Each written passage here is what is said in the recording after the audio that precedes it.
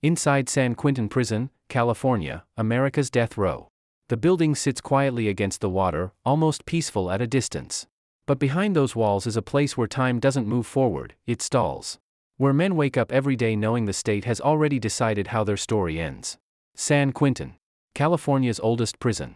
And for decades, the home of the largest death row in the United States. Inside, there are no countdown clocks. No certainty of when the end will come. Only waiting. Years of it. Sometimes decades. And what happens behind those doors is far more complicated than most people imagine. The gate that doesn't open twice. Every journey to San Quentin begins the same way. A transfer. A bus ride. And a silence that feels heavier than the chains. Most of the men who arrive here have already passed through multiple prisons. They've seen violence. They've learned the rules. But San Quentin is different. Because this is where the system stops pretending. When the bus doors open, no one rushes. No one speaks. The air carries a strange mix of salt water from the bay, and something older. Something institutional. The new arrivals are processed quickly. Fingerprints. Identification. Strip search. Issued clothing. There are no personal items. No reminders of the outside world. Only a number. And a sentence that, for many, has no release date. But what happens next is something few people understand. Death row, a world apart. San Quentin's death row isn't just a section of the prison. It's a separate world. The East Block. North segregation. Areas designed not just for containment, but for isolation. Each inmate is assigned a cell. Roughly the size of a bathroom. Concrete walls. Steel bars. A small window that barely lets in light. This is where they will live. Not for days. Not for months. For years. Sometimes for decades. Most death row inmates spend more than 20 hours a day inside these cells. Meals are delivered through a slot. Movement is controlled. Conversations happen through bars or not at all. And yet, life still continues here. There are routines. Morning counts. Afternoon yard time. Legal visits. Occasional medical checks. But everything moves slowly. Intentionally. Because time itself becomes part of the punishment. And the longer someone stays, the more that time begins to change them. What does that do to a person? And how do you survive in a place where every day feels exactly like the one before? The answer lies in the unspoken rules of San Quentin. The rules you don't read. No one hands you a guidebook when you arrive. But the rules are there. You learn them quickly, or you don't last. Respect is everything. Not the kind people talk about outside, but a stricter version. Eye contact matters. Tone matters. Even the way you walk past someone's cell can mean something. On death row, tensions don't explode as often as in general population. But that doesn't mean it's safe. It means everything is controlled. Conflict simmers quietly. It builds over time. And when it surfaces, it's rarely random. Inmates organize themselves, often along racial or regional lines. Not always out of hate, but out of survival. Groups provide protection, structure, information. But aligning yourself comes with consequences. Because every decision you make inside is remembered. And sometimes, it's tested. There are debts, favors, alliances. And then there are the ones who choose to stay alone. They keep to themselves. Speak less. Watch more. But isolation comes at a cost too. Because in a place like San Quentin, being invisible can be just as dangerous as being noticed. Time as a weapon. One of the most overlooked aspects of death row is the waiting.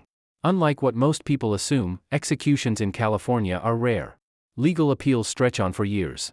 Sometimes decades. Which means many inmates live longer on death row than they would have in general population. But that doesn't make it easier. Because the uncertainty becomes its own form of punishment. Some inmates develop routines to cope. Reading, writing, exercising in tight spaces. Others lose track of time completely. Mental health deteriorates. Slowly, then all at once. Anxiety, depression, hallucinations. And then there's the question that never leaves: when? Not if. When? And that question lingers in every corner of San Quentin. But what happens when that question finally gets answered is something few outside these walls have ever truly understood. The final process. San Quentin houses California's execution chamber. A place designed with precision. Every detail controlled. Every step documented. When an execution is scheduled, the process begins long before the final day. Legal teams are notified. Appeals are reviewed. The inmate is monitored closely. In their final hours, they may receive visits. A last meal. A chance to speak. But there are no dramatic scenes. No chaos. Only procedure. Guards move with quiet efficiency. Medical staff prepare equipment. Witnesses are seated behind glass. And the inmate is escorted into a room they've likely imagined thousands of times. What happens next is clinical, measured, and irreversible. But here's what most people don't realize. Many of the men on San Quentin's death row will never reach that room. They will spend their entire lives waiting for something that never comes. And that reality creates a different kind of ending. One that unfolds slowly, over years. Life inside the cell. Life doesn't stop on death row. It adapts. Some inmates become writers, filling notebooks with thoughts, stories, regrets. Others turn to religion, seeking structure in something beyond the walls. There are those who maintain strict physical routines. Push-ups, sit-ups, walking small circles inside their cells. And then there are the conversations. Shouted between tears. Passed through vents. Carried across the yard during limited recreation time. These interactions form a kind of community. Unusual. Fragmented. But real. Because even in isolation, people find ways to connect. But not everyone adapts the same way. Some withdraw completely. They stop engaging. Stop speaking. And over time, they begin to disappear, even while still alive. What does it take to hold on to your identity in a place designed to strip it away? And what happens when someone can't? The guard's perspective. For the officers who work inside San Quentin, this isn't a temporary environment. It's a career. They walk the same tiers every day. See the same faces. Learn the same patterns. And over time, they begin to understand something most outsiders don't. Death row isn't just about punishment. It's about control. Every movement is monitored. Every interaction observed. Officers must balance authority with awareness. Too strict, and tensions rise. Too relaxed, and control slips. It's a constant calculation. And while inmates are confined, officers are not untouched. The environment affects them too. Long shifts. High stress. The psychological weight of working in a place defined by finality. Because every day, they're reminded of one fact: everyone here is waiting. And no one knows exactly how long that wait will last. The myth versus reality. San Quentin carries a reputation. A place of extreme danger. Constant violence. Chaos behind every door. But the reality is more complex. Death row is quieter than most maximum security units. More controlled. More structured. That doesn't mean it's safer. It means the danger is different. Less visible. More calculated. Violence still exists. But it's not always explosive. Sometimes it's strategic. Sometimes it's delayed. And sometimes, it never comes at all. Instead, the real battle happens internally. A fight against time. Against isolation. Against the slow erosion of identity. And that's something no camera can fully capture. The men behind the sentences. Every person on death row has a story. Crimes that led them here. Trials that defined their fate. Appeals that extended their time. But inside San Quentin, those stories fade into the background. What remains is the present. The daily routine. The interactions. The waiting. Some inmates maintain their innocence. Fighting through legal systems for years. Others accept their sentence. Quietly. And then there are those who exist somewhere in between. But regardless of their past, they all share the same reality now. A life confined to a small space. A future that remains uncertain. And a system that moves slowly, but never stops. The end that never comes. For many inmates at San Quentin, the end doesn't arrive with an execution. It comes in other ways. Old age. Illness. Decades of confinement. Some die in their cells. Others are transferred to medical units. And when it happens, it rarely makes headlines. Because the story people expect isn't always the one that unfolds. Death row is often imagined as a place of endings. But in reality, it's a place of prolonged existence. Of time stretched beyond its natural limits. And that raises a question that lingers long after the gates close. What does justice look like when the punishment never truly ends? San Quentin stands as a symbol. Not just of punishment, but of process. A place where decisions made in courtrooms echo for decades. Where time becomes both a sentence and a companion. And where hundreds of men live in a space between life and death. Not fully one. Not fully the other. Just waiting. And as the lights go out across the tiers, the question remains. Not about what they did. But about what it means to keep someone waiting forever. The sound of waiting. Night inside San Quentin is not silent. It only feels that way at first. As the lights dim across the tiers, a different rhythm begins to emerge. Metal doors shift slightly. Someone coughs. A voice calls out from one tier to another, answered seconds later from somewhere unseen. These sounds travel. Through bars. Through vents. Across concrete and steel. And for those who've been here long enough, they become a kind of clock.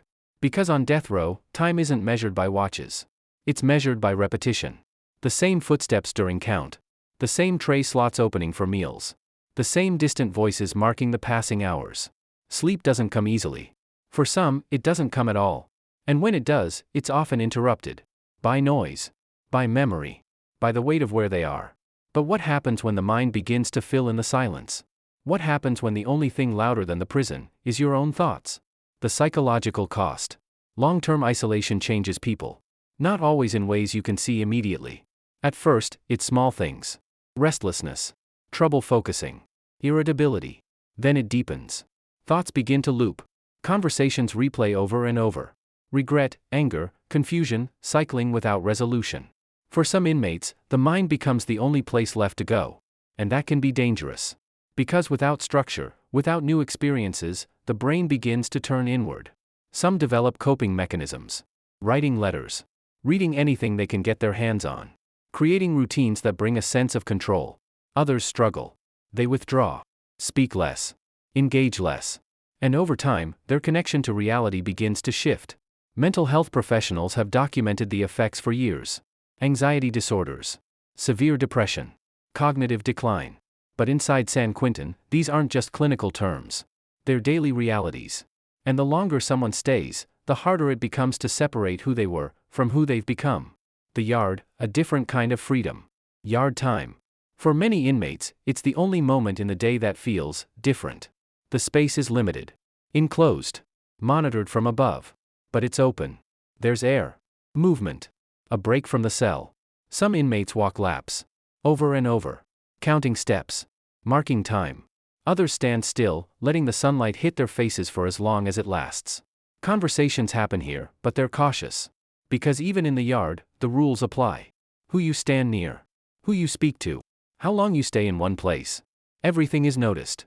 And yet, for a brief period each day, there's a sense of something almost forgotten. Choice. Even if it's just choosing where to stand. But that feeling doesn't last. Because eventually, the call comes. And everyone returns to the same place they started. Letters from the outside. Connection to the outside world is limited. But it exists. Letters. For some inmates, they are the only link to life beyond the walls. Family members. Friends. Sometimes strangers who reach out. Each letter carries something different. Support.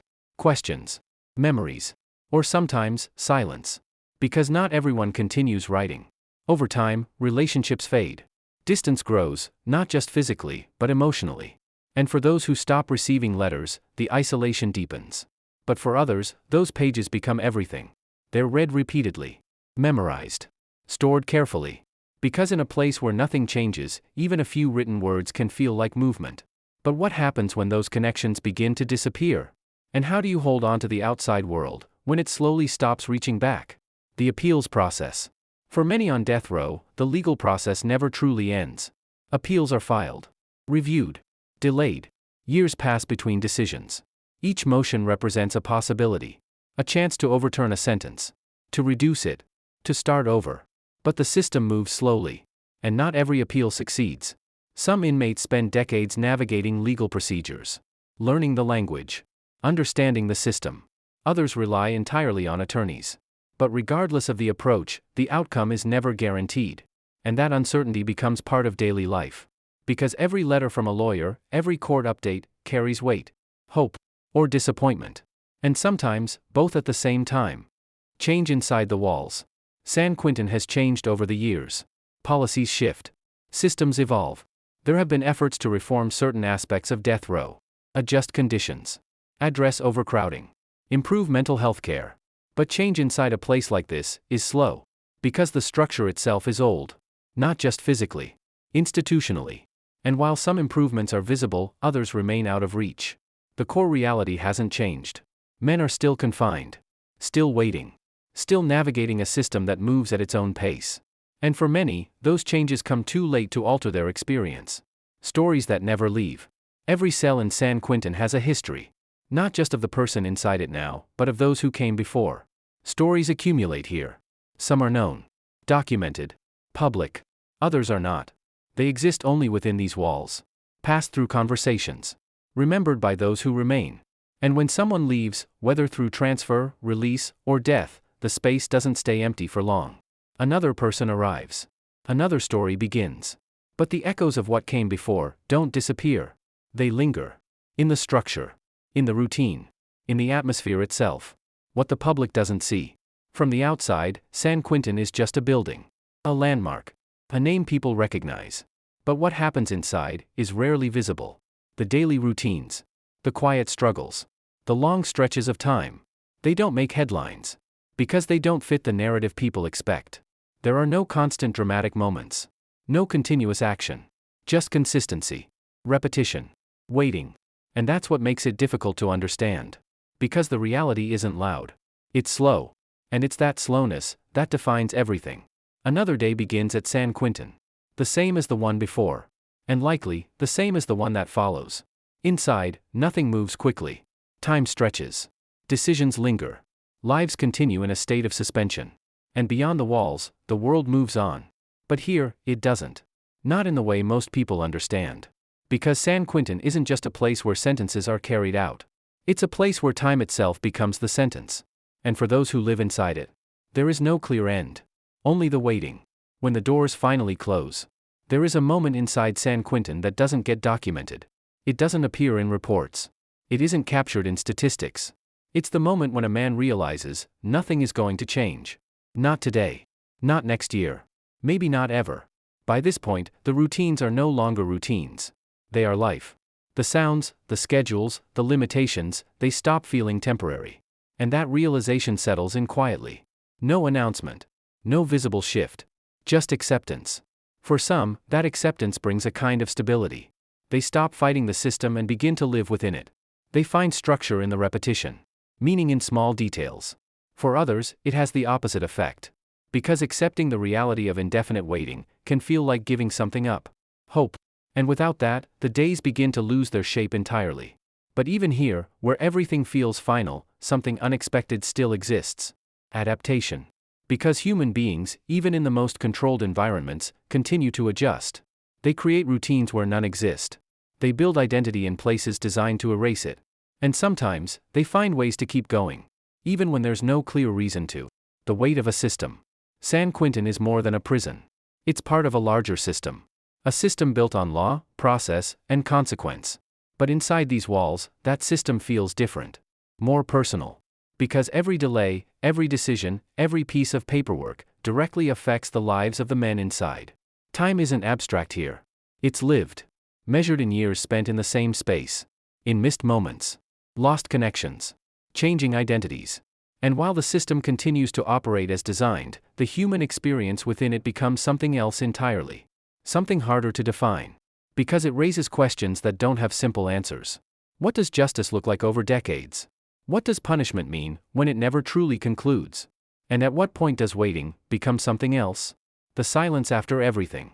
As the day ends, San Quentin returns to its quiet rhythm. Cells close. Movements stop.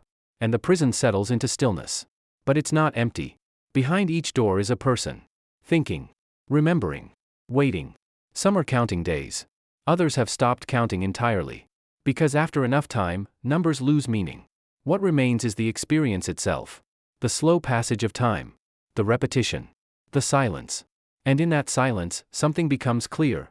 This place is not defined by what happens quickly. It's defined by what happens slowly. San Quentin doesn't end stories the way people expect. There is no single moment where everything stops. No clear resolution. Instead, it stretches time. It holds people in a space between decisions and outcomes. Between past actions and future consequences. A place where life continues, but never quite moves forward. And for the men inside, that reality becomes permanent. Not because of walls or bars. But because of time itself. A sentence that doesn't just punish. But lingers. This is San Quentin. Not just a prison, but a place where time stands still. And where the waiting never truly ends.